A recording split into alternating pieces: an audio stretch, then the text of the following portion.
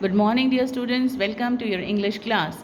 In your today's class, we will start with Unit 8, Part B, The Sheikh's White Donkey. A very interesting story, children. So let's start reading the story.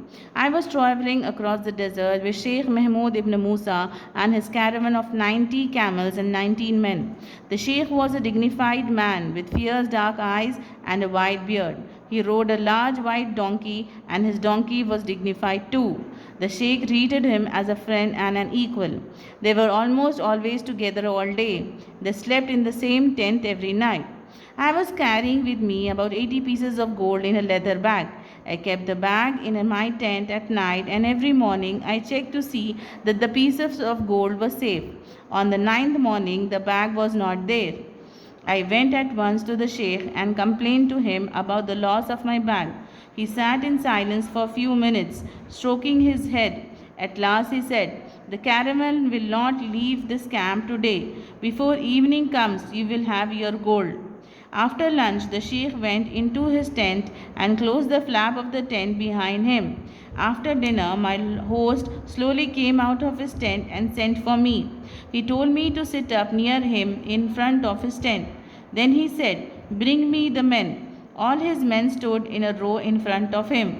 When all the men were there, the Sheikh spoke. "Today some trouble has come to my guest, this traveler. Someone has stolen his bag of gold. Stealing is a crime, and to steal from a guest is 7 times worse. As no one from outside has been near our camp, the man who stole the bag is standing before me now. He thinks he can hide his crime, but I can find him out with the help of my wonderful donkey." So, this way he planned a trick to find out the thief. "My white donkey," he continued, "is not an ordinary one. He is a wise animal. My donkey cannot speak our language, but I can understand his language. He will soon tell me who stole your bag." Then he looked at his men and said, "Now I order each of you to go into the tent alone. Close the flap of the tent so that no one can see you except the donkey and God. Pull my donkey's tail. When an innocent hand touches his tail, he will be silent. But when the hand of the thief touches his tail, the donkey will speak to us all in his language.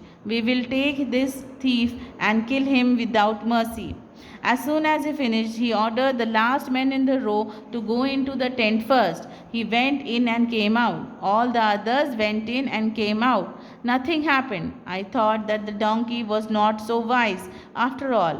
So all the men went inside and came out of the tent. They touched the tail of the donkey as well, but the donkey did not speak. So they thought that the thief was not found. Now let us see what happened next. But Mahmud ibn Musa said to me quietly, "Don't worry, it's all right. You will get your goal soon." I wondered how. Musa asked all his men to stand in a line. "Hold your hands in front of you with the palms up," he shouted. Each man held out his hands.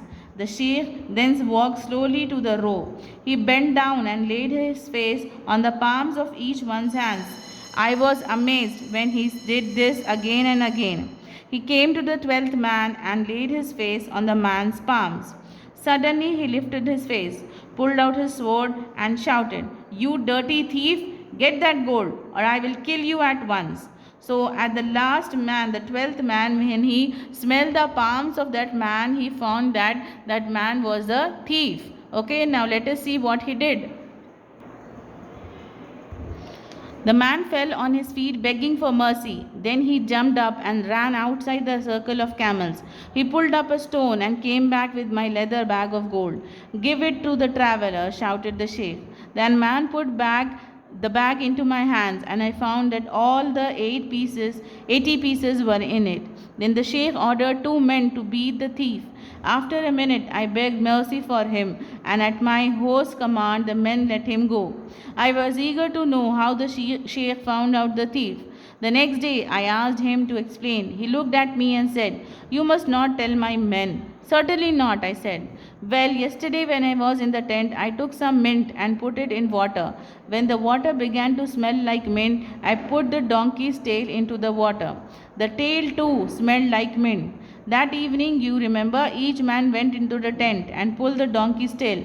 All of them, except the thief, pulled the tail. His hand alone had no smell of mint upon it.